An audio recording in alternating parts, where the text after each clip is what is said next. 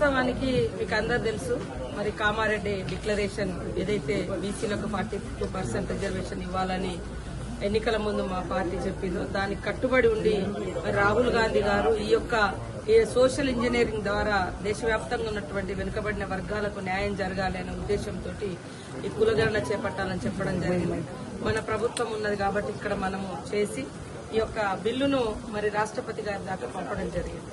చాలా రోజులైంది, దాదాపుగా మరి ఇప్పటి వరకు వాటి మీద స్పందన లేదు. అదేవిధంగా కేంద్ర ప్రభుత్వం కూడా 42% ఏదైతే కులగణన చేస్తామో అని చెప్పిండ్రో బయట చెప్పిర్రు కానీ ఆచరణలో వాళ్ళు ఏమీ కదలిక లేదు.